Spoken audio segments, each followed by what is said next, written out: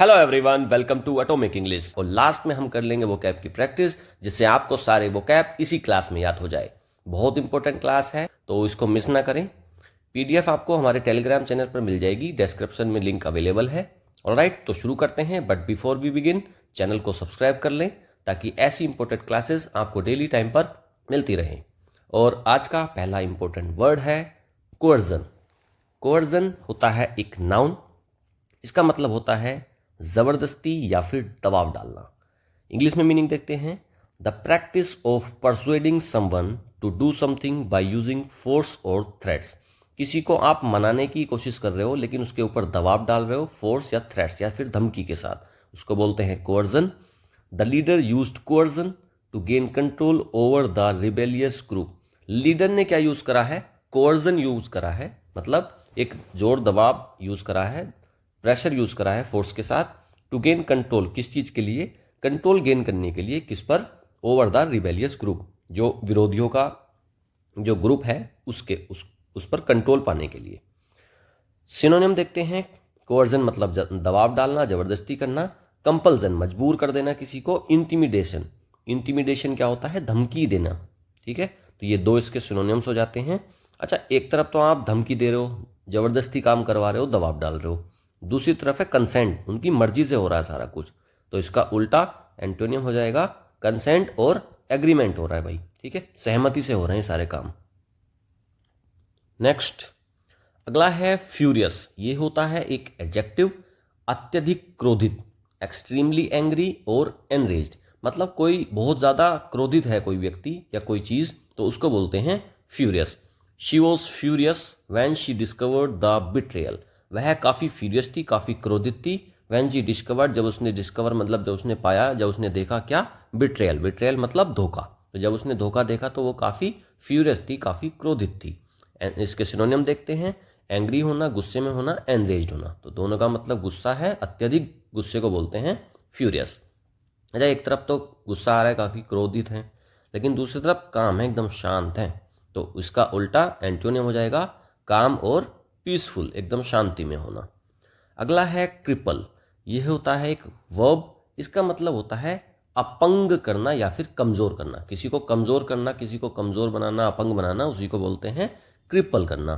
To cause severe damage और disable something. किसी को बहुत बड़ा, सीवियर मतलब भीषण डैमेज दे दिया आपने या फिर उसको डिसेबल कर दिया, तो उसको बोलते हैं क्रिपल करना। सेंटेंस देखते हैं। The war threatened to cripple the nation's economy. War ने क्या थ्रेटन किया है, क्या क्या उसकी जो धमकियां हैं या फिर उसकी जो वॉर की क्या परिणाम रहेंगे, उससे क्या हो जाएगा? क्रिपल हो जाएगी क्या? नेशंस इकोनॉमी, देश की इकोनॉमी क्रिपल हो जाएगी, अपंग हो जाएगी, मतलब डिक्लाइन कर जाएगी।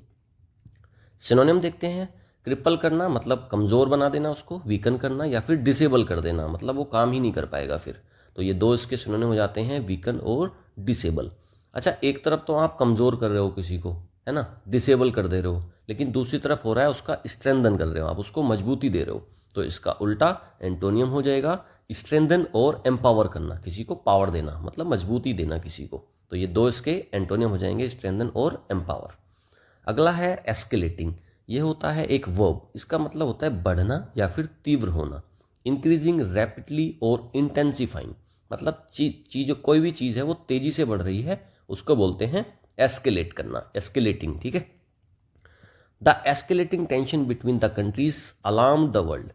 देखो, कंट्रीज के बीच में जो टेंशन एस्केलेट हो रही है ना, जो टेंशन बढ़ रही है, उससे क्या हुआ है? उसने क्या करा है? Alarm the world. उसने वर्ल्ड को, दुनिया को, पूरी दुनिया को चेतावनी दी है, उसने चौकन्ना किया है। अलार्म का मतलब होता है चौकन्ना करना या चेतावनी देना।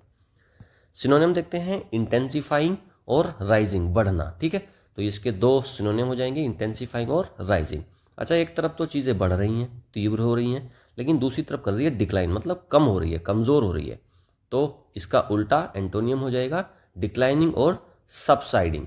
ठीक है, सबसाइडिंग, सबसाइड कर रही है, वो डाउन हो रहा है उसका। अगला है लल। लल होता है एक नाउन। इसका मतलब होता है शांति या ठहराव।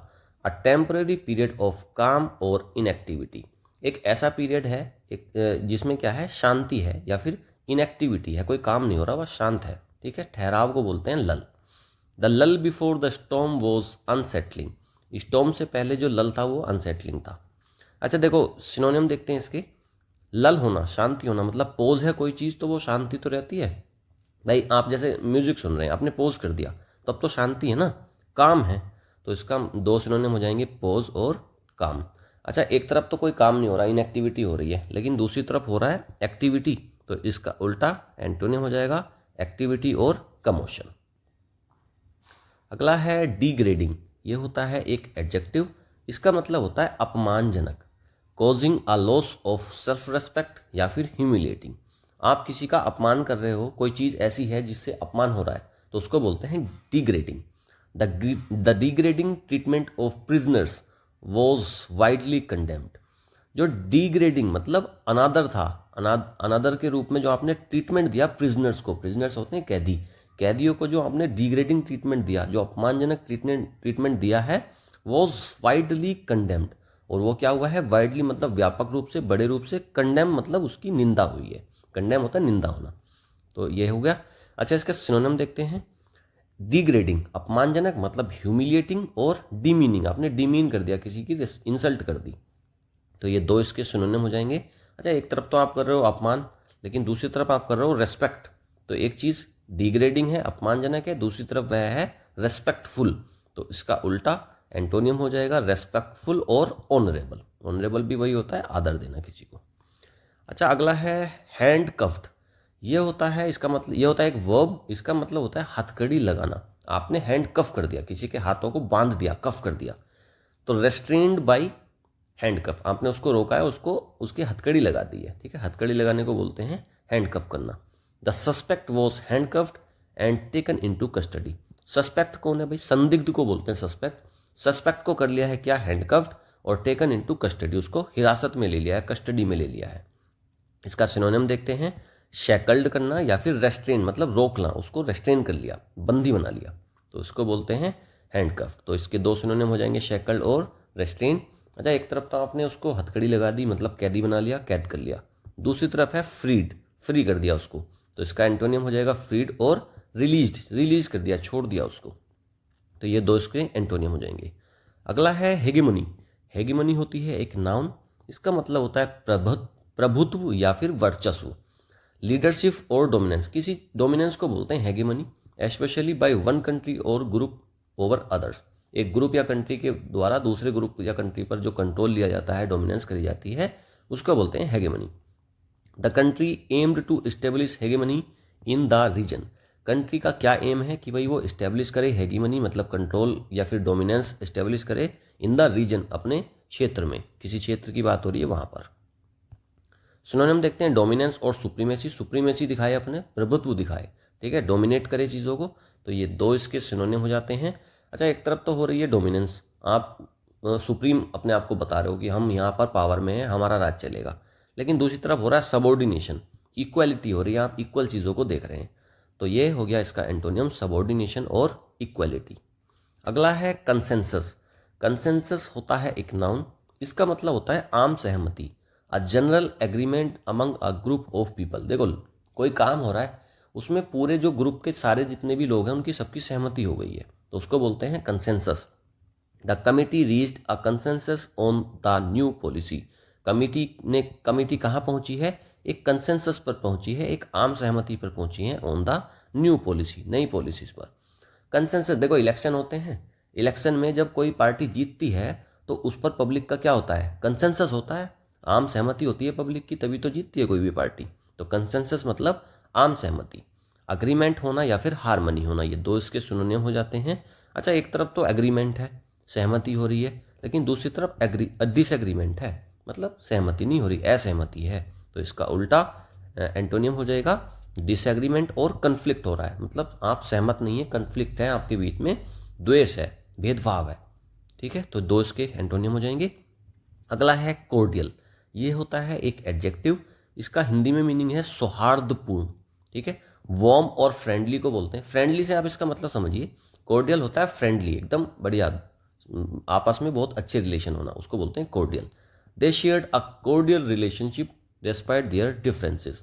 वो क्या शेयर करते हैं, उनके कैसे हैं रिश्ते, कोर्डियल रिलेशनशिप है, बहुत अच्छे फ्रेंडली रिलेशन हैं, डिस्पाइट देयर डिफरेंस, उनके अंदर डिफरेंस हैं लेकिन फिर भी उनके जो रिलेशनशिप है वो कैसा है, कोर्डियल है, फ्रेंडली है। तो फ्रेंडली और एमिएबल दो इसके सिनोनियम हो जाते हैं जिनका मीनिंग वही होता है सौहार्दपूर्ण। अच्छा, एक तरफ तो फ्रेंडली है रिलेशन, है ना, दोस्ती है, काफ़ी आपस में मेल जोल है, लेकिन दूसरी तरफ हॉस्टाइल है, दुश्मनी वाला रवैया है। तो एंटोनियम हो जाएगा इसका हॉस्टाइल और अनफ्रेंडली है। तो ये वर्ड्स हो गए हैं कंप्लीट। अब देखते हैं हम आज के इडियम्स एंड फ्रेजेस। पहला इडियम है a hard nut to crack, एक कठिन समस्या या व्यक्ति। ये मैंने 200 इंपॉर्टेंट इडियम्स एंड फ्रेजेस वाली क्लास में भी करवाए हैं, वहाँ पर बहुत अच्छे से मैंने उसको एक्सप्लेन करा है। आप जाकर प्लेलिस्ट में चेक करिएगा, इडियम और फ्रेजेस की प्लेलिस्ट मिल जाएगी, वहाँ पर 200 मोस्ट इंपॉर्टेंट इडियम्स और फ्रेज कराए गए हैं जो कि एग्जाम पॉइंट ऑफ व्यू से बहुत इंपॉर्टेंट है, हर एग्जाम में ये देखने को मिलते हैं। आ हार्ड नट टू क्रैक, देखो नट क्या होता है, वॉलनट होता है जैसे अखरोट, तो वो क्या होता है, बहुत मुश्किल होता है उसको फोड़ना। तो मतलब कोई अगर एक किसी चीज़ को अगर हम बोल रहे हैं कि आ हार्ड नट टू क्रैक, तो उसका मतलब है कि कोई एक कठिन समस्या है, व्यक्ति है, उसको हम इजीली टैकल नहीं कर सकते। समथिंग और someone that is difficult to understand, deal with और सोल्व, कोई चीज़ है जिसको आप इजीली नहीं टैकल कर सकते हैं। Solving the mystery was a hard nut to crack but they finally succeeded, mystery को सॉल्व करना, किसी रहस्य को सॉल्व करना, किसी गुत्थी को सुलझाना was a hard nut to crack, एक डिफिकल्ट टास्क था, बट दे फाइनली सक्सीड, लेकिन वो सक्सीड हो गए। A thorn in the flesh, इसका मतलब होता है एक कठिन और परेशानी वाली स्थिति, ठीक है। फ्लैश होता है मांस, और मांस में मतलब थॉर्न आ गया, कांटा आ गया, ऐसे मान लो थॉर्न मतलब कांटा आ गया मांस में, तो वो क्या होगी, परेशानी वाली चीज़ होगी ना। अ परसिस्टेंट एनोयंस और problem, the constant delays in the project were a thorn in the flash for the manager, जो कॉन्स्टेंट डिले मतलब लगातार जो डिले चल रहा था प्रोजेक्ट के अंदर, वो क्या था, अ थॉर्न इन द फ्लैश, मतलब फ्लैश मीट में एक उसके कांटे की तरह, कबाब में हड्डी बोल दो, कबाब में हड्डी वाली बात है ये, फॉर द मैनेजर, तो एक कठिन परेशानी है, ठीक है, एनोयंस प्रॉब्लम है। At one's beck and call, किसी के आदेशों का तुरंत काम करना। Always available to do something for someone, being completely at their service, किसी ने कोई काम कहा और आप उसके लिए एकदम तैयार हैं, एकदम अवेलेबल हैं, उसको बोलते हैं at one's beck and call. देखो किसी ने कॉल करी है और आप एकदम से बैक आ गए कि भाई ठीक है मैं कर दूंगा, तो at one's beck and call, इसी का मतलब होता है किसी के आदेशों पर तुरंत काम करना। As a personal assistant she was at her boss back and call 24/7, as a personal assistant, PA है कोई पर्सनल असिस्टेंट, तो उसमें क्या है, she was at her boss back and call, वह अपने बोस के लिए हमेशा अवेलेबल है 24/7, 24 घंटे और 7 दिन। An acid test, acid test क्या होता है भाई, एक सच्ची परीक्षा को बोलते हैं। अ क्रिटिकल और decisive test that prove something's worth और क्वालिटी, कोई एक ऐसी चीज, कोई एक ऐसा टेस्ट है जो प्रूव कर देगा किसी चीज़ की वर्थ या फिर क्वालिटी को, उसी को बोलते हैं एन एसिड टेस्ट। देखो टेस्ट हो रहा है, लेकिन अगर एसिड में आपका टेस्ट करा जाएगा तो एसिड टेस्ट तो भाई सबसे खतरनाक टेस्ट है ना, उसके बाद तो कुछ बचेगा ही नहीं, एक सच्ची परीक्षा हो गई वो तो। एसिड भाई जहर, वो तेजाब अगर आपके ऊपर गिरेगा तो आपको बर्निंग भी होगी, सारा चीज़ें होंगी, और उसके बाद आपका टेस्ट करा जा रहा है, तो वो एक सच्ची परीक्षा है। The final exam was the acid test for the student's preparation, जो फाइनल एग्जाम था वो क्या था, एसिड टेस्ट था, एक सच्ची परीक्षा थी फॉर द स्टूडेंट्स प्रिपरेशन। बहुत से बच्चे कहते रहते हैं ना मेरी प्रिपरेशन बहुत अच्छी चल रही है, मेरी तैयारी बहुत अच्छी है, इस बार मेरा नंबर आ जाएगा, लेकिन जो फाइनल एग्जाम होता है वो क्या होता है, उनके लिए एसिड टेस्ट होता है, उनके लिए सच्ची परीक्षा होती है। अब देखते हैं कुछ phrasal verbs. Account for, account for का मतलब होता है किसी कारण का होना, टू एक्सप्लेन और जस्टिफाई समथिंग, किसी चीज को जस्टिफाई करना या एक्सप्लेन करना, account for.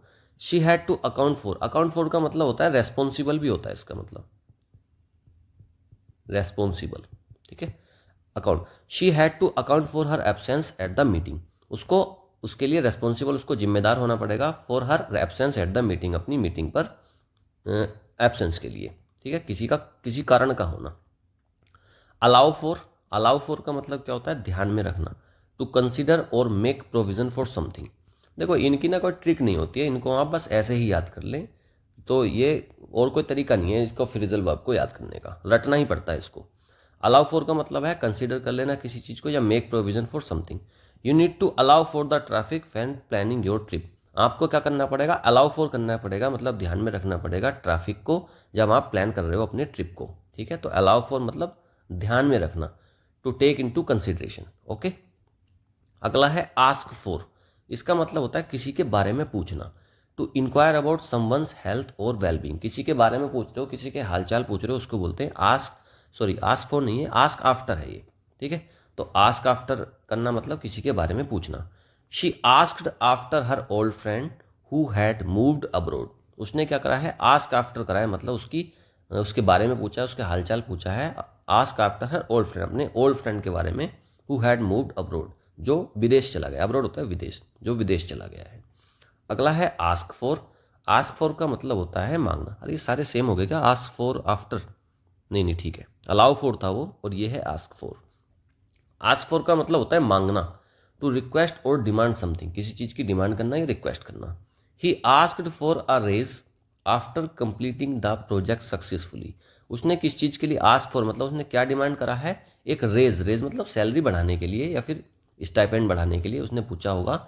After completing the project successfully, project को सक्सेसफुली कंप्लीट करने के बाद उसने डिमांड करी है, आस्क फॉर करा है, किस चीज़ के लिए, एक रेज के लिए। ठीक है, आगे देखते हैं वन वर्ड सब्सटीट्यूशन। आज की क्लास में बहुत सारी चीज़ें ऐड करी हैं, ये एग्जाम पॉइंट ऑफ व्यू से बहुत इंपॉर्टेंट चीज़ें हैं सारी, तो इनको अच्छे से देख लेना। एम्बीडेक्स्ट्रस, एम्बीडेक्स्ट्रस क्या होता है भाई, एम्बी का मतलब होता है बोथ, और डेक्स्ट्रस मतलब जो कैपेबल है दोनों हाथों से काम करने के लिए, उसको बोल देते हैं एम्बीडेक्स्ट्रस। तो दोनों हाथों से काम करना, capable of using both hands with equal skill. She was ambidextrous, वह कैसी थी, एम्बीडेक्स्ट्रस थी, मतलब दोनों हाथों से काम कर सकती थी। Able to write with both hands, दोनों हाथों से वह लिख सकती थी। अगला वर्ड है एलिमनी। एलिमनी होता है जीवन यापन के लिए भरण पोषण।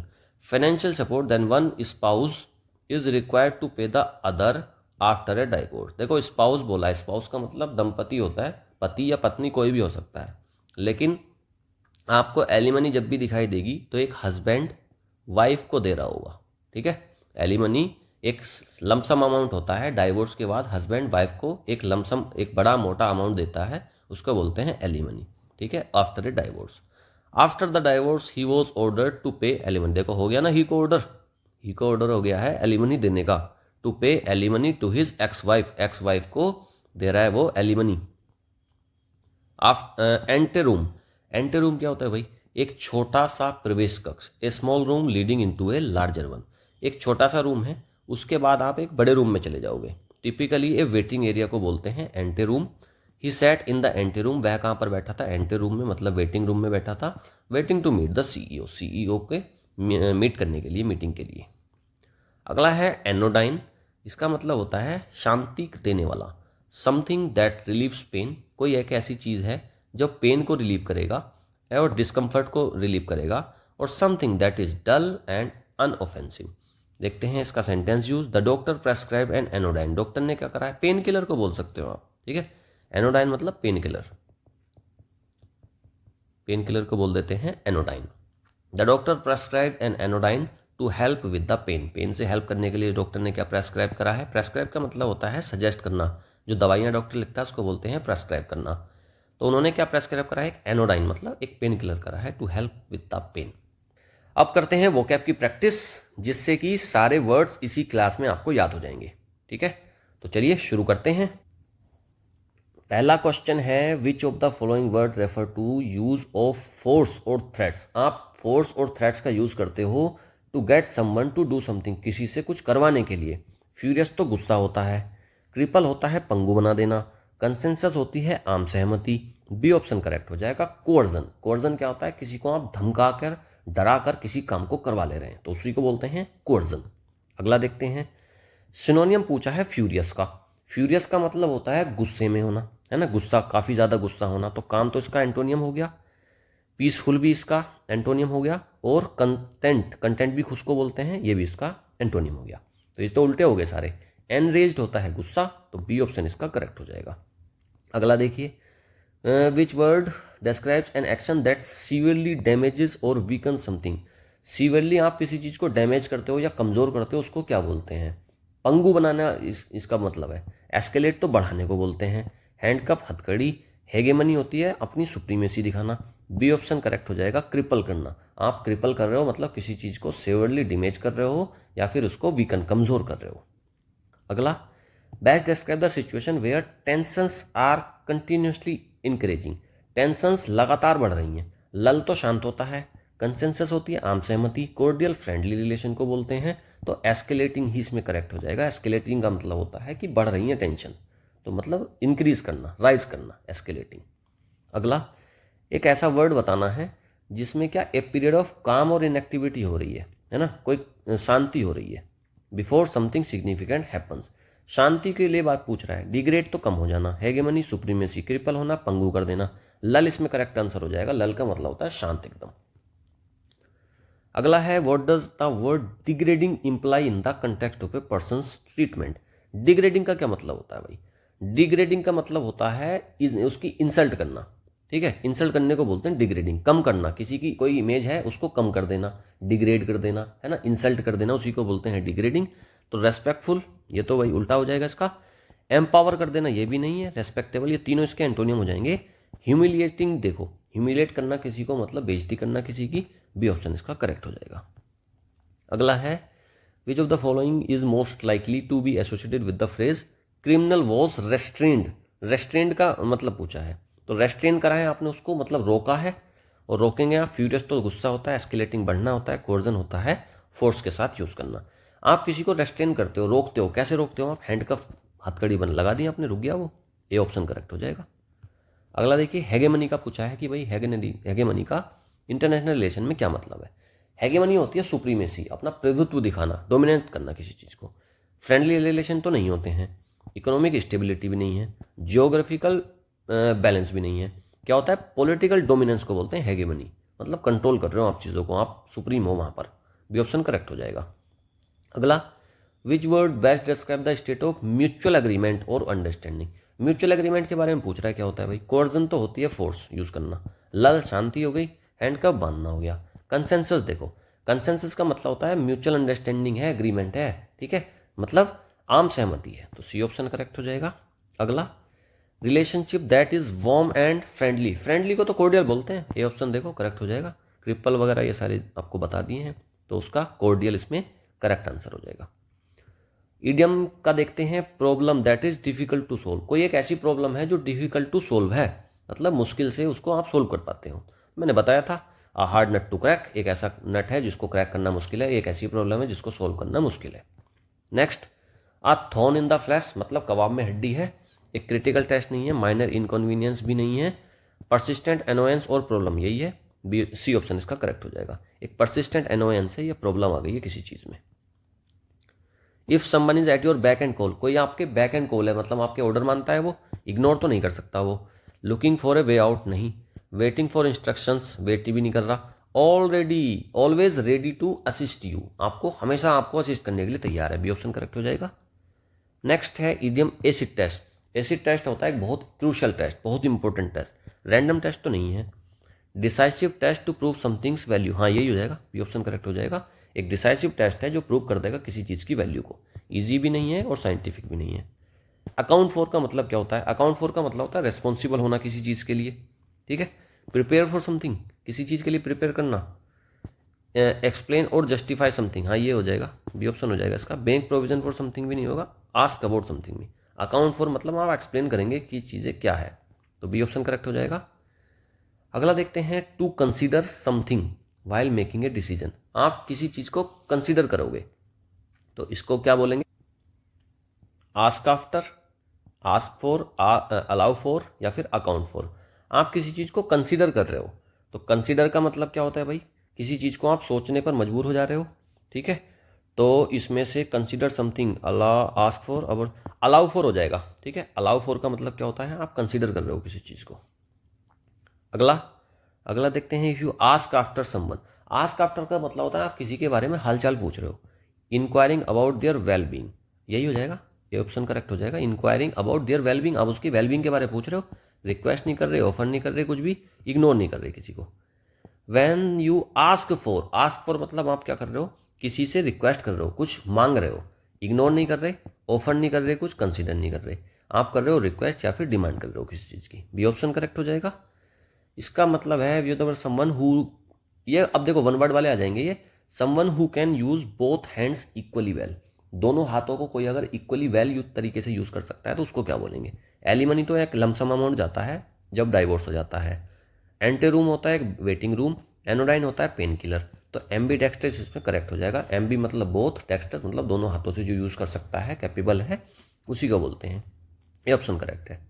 अगला, एक सपोर्ट, फाइनेंशियल सपोर्ट जो स्पाउस देता है आफ्टर डाइवोर्स, और एंटी रूम तो वेटिंग रूम हो गया, एनोडाइन पेन किलर हो गया, एलिमनी इसका करेक्ट हो जाएगा, एम्बीडेक्स्ट्रस तो भी ऊपर आया है, तो डी ऑप्शन करेक्ट हो जाएगा। एलिमनी एक ऐसा अमाउंट जो लमसम अमाउंट जाता है एक डाइवोर्स के बाद एक्स वाइफ को।